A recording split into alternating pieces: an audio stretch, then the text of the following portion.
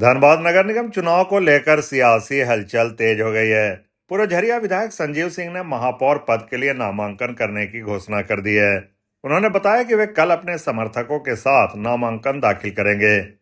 BJP party द्वारा महापौर के लिए संजीव अग्रवाल को समर्थन दिए जाने के सवाल पर पूर्व विधायक संजीव सिंह ने साफ कहा कि यह चुनाव दलगत आधार पर नहीं हो रहा है।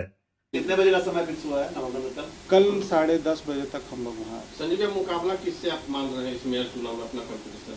ये तो यहाँ के जो यहाँ के मतदाता हैं उनके लिए हम चुनाव लड़ रहे हैं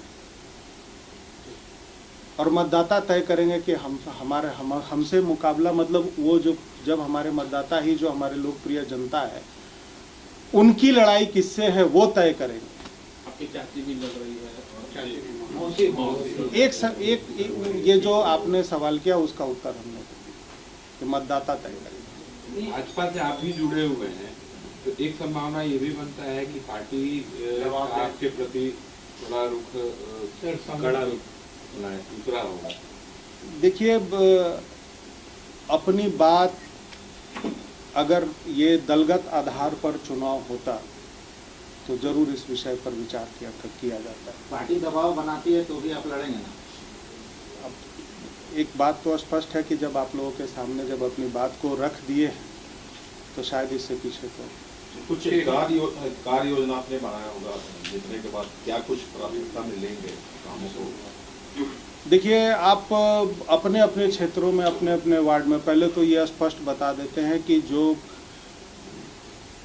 जितने भी हमारे वार्ड हैं इस धनबाद नगर निगम क्षेत्र में, आप अपने क्षेत्र की व्यवस्था को देख लीजिए। जो व्यवस्था है वो सही रूप से नहीं है। पहले वो व्यवस्था सबसे अच्छी होनी चाहिए, उसके बाद ही आप कुछ अच्छा काम करना है। देखिए, इस धनबाद का पूरे झारखंड में नगर निगम क्षेत्र का या जो नगर पंचायत का क्षेत्र होता है तो इन सभी क्षेत्रों में जहां चुनाव नहीं हुआ था, ये इस बात को समझ लीजिए कि उस चुनाव नहीं होने के कारण इस क्षेत्र का बहुत सारा विकास रुक गया। और ये धनबाद की जनता के पास और राज्य की जनता के पास जहां नगर निगम क्षेत्र का चुनाव हो रहा है, तो मैं ये स्पष्ट कहना चाहता हूं, अपील करना चाहता हूं कि आप अपने क्षेत्र के विकास के लिए मतदान कीजिए।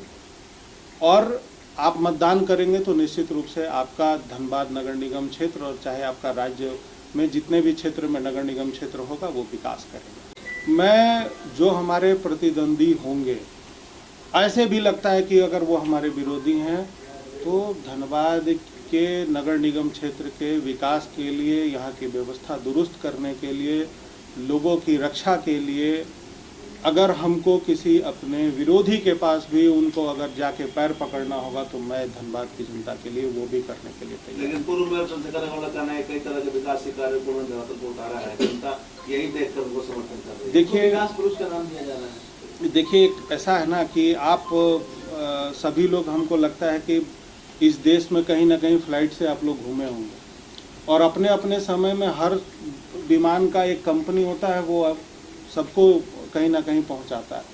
लेकिन आपको ये लगता है कि ये बहुत अच्छा है, लेकिन जब कुछ समय बाद पता चलता है तो नहीं, अभी ये फ्लाइट बहुत अच्छा है, इस कंपनी का सर्विस बहुत अच्छा है, तो वो समय बताएगा।